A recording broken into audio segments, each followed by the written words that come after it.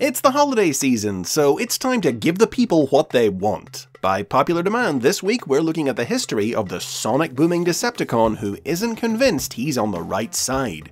Thundercracker! The toy that would become Thundercracker was originally released in the Japanese toy line Diaclone in 1983, under the name Jet Robo. It transformed into an F-15 Eagle jet fighter, and was imported by Hasbro to become part of the first year of the Transformers toy line in 1984, in which it was also released in two other color schemes as Thundercracker's fellow Decepticon jets, Skywarp and Starscream. Thundercracker was one of the very earliest Transformers characters for whom a profile was written, as part of the original treatment for the franchise assembled by Marvel Comics writers Jim Shooter and Denny O'Neil. He was characterized as being contemptuous of any creature that couldn't fly, but also as a Decepticon who wasn't fully convinced of the rightness of their cause, who only stuck with them out of a desperate need for a sense of purpose in life. Now that said, Shooter and O'Neil initially ascribed this personality to Starscream. It was during later revisions that writer Bob Budiansky reattributed it to Thundercracker and gave him the special power to generate deafening sonic booms at will, which he used to sow terror among his victims. Unfortunately, the intriguing idea of a doubting Decepticon wasn't explored in any classic Transformers media. Much like his flying partner Skywarp, Thundercracker just wasn't a very notable character back in the 80s. Both the Marvel comic and the animated series treated him as little more than a generic Decepticon goon, just sorta there. Always around, but rarely doing anything significant. He never even once used his sonic booms in battle in the whole cartoon. The closest anything came to exploring his wavering loyalties was when he got into a short-lived argument with Starscream in the episode Fire on the Mountain, and contemplated letting the Autobot Skyfire wreck Megatron's newest weapon so that he could pin the blame on his fellow Decepticon. After 2 years in this limited role, Thundercracker's toy was discontinued in 1986, which led to him being killed off in both the comic, in which he was scrapped by Omega Supreme, and in the Transformers the movie, in which he was injured in battle, jettisoned into space, and had his remains recreated by the monster planet Unicron into the fearsome tracker, Scourge. He would later return to life in the comic, but it was a brief resurrection, as he was quickly killed once more by a cosmically powered Starscream. One further toy of Thundercracker was released in the original toy line, a non-transforming Action Master figure, which came with a jet that converted into a suit of armor Thundercracker could wear.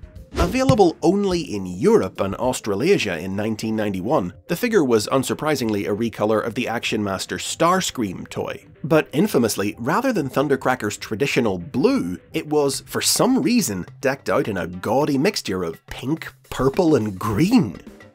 Thundercracker would be even more unrecognizable when he was next seen in 1997's Machine Wars toy line, which rendered him as a small green Dassault Rafale jet.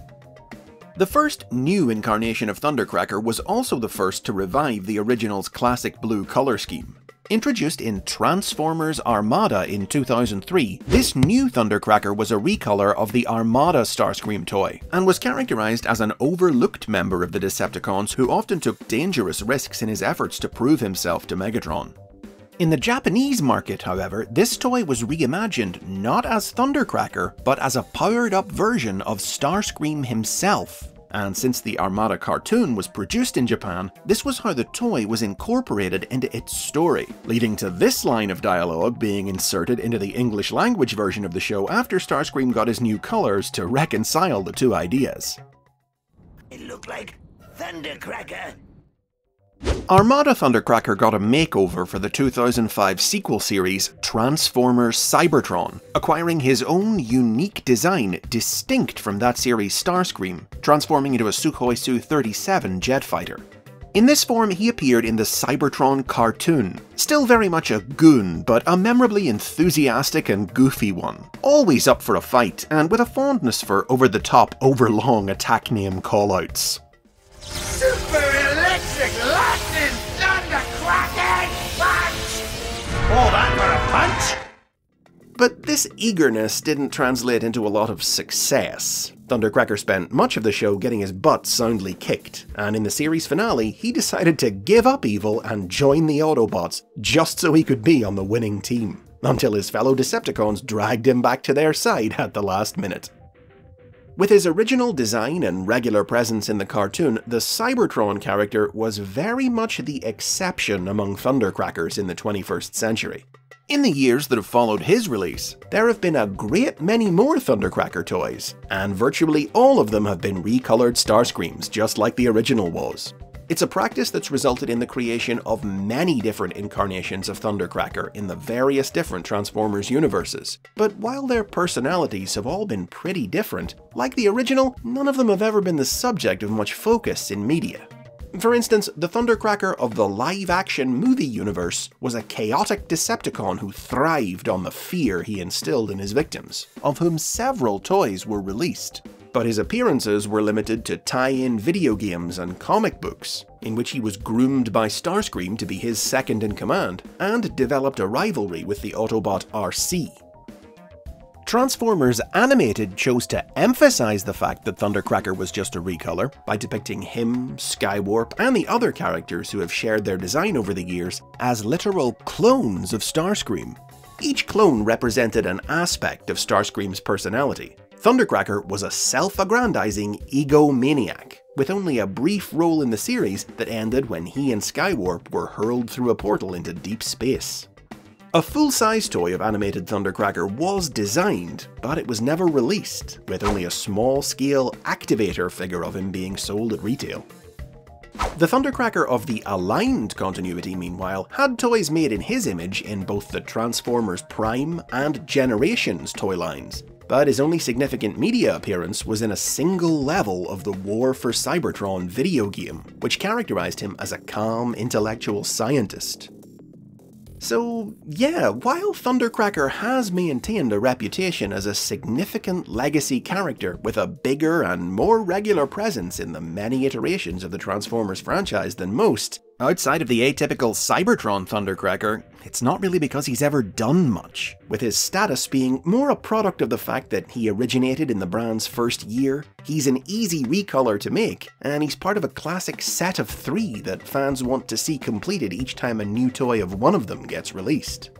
But there has been one piece of media that has put the spotlight on Thundercracker and explored the original idea of the Decepticon who didn't fully believe in what his side was fighting for. And that was IDW Publishing's comic books. Thundercracker was one of the first Transformers to appear in IDW's comics when they launched in 2005. But it was in the 2008 series All Hail Megatron that the atrocities the Decepticons committed during their full-scale invasion of Earth led the doubting Thundercracker to conclude that they had lost their way. Turning against his comrades, he saved the Autobots from a nuclear bomb strike Megatron had orchestrated. Injured by Skywarp in retaliation for his betrayal, he proceeded to go into hiding on Earth, spending his time watching human television broadcasts, fascinated by the adaptability of the human species, unlike Transformers, who had been locked in unchanging war for millennia. In the years that followed, he became an ally of the Earth Defense Command, who granted him sanctuary and companionship in the form of a dog named Buster. And his love of television evolved into a desire to become a screenwriter himself. He periodically found himself having to emerge from his cozy life to help the Autobots defend his new adopted homeworld against the dangers posed by the Decepticons and other alien forces. Reluctantly at first, but with growing resolve each time there was a new threat to face. And he gradually formed a friendship with EDC Commander Marissa Fairborn, piercing her tough exterior with his enthusiastic, if slightly goofy and wide-eyed approach to his new life. Thundercracker would ultimately get the chance to realize his dream, first making a movie about the life of Starscream, and then another about the G.I. Joe Chuckles, and the comics came to an end in 2018, with Thundercracker waiting to hear if he'd won the award for Best Screenplay. Other recent appearances by Thundercracker have included cameos by multiple robots wearing his colors in the Bumblebee movie, a recurring supporting role in the Transformers Cyberverse cartoon as one of the Decepticon jets under the command of Slipstream, and a new figure in the War for Cybertron Siege toy line based on his Cybertronian mode from the original cartoon. If this toy will lead to appearances by Thundercracker in IDW's new rebooted comics, or the upcoming War for Cybertron Netflix animated series, we don't yet know. But hopefully, writers will continue to see the potential in old TC's unique personality and not let him fall back into the background.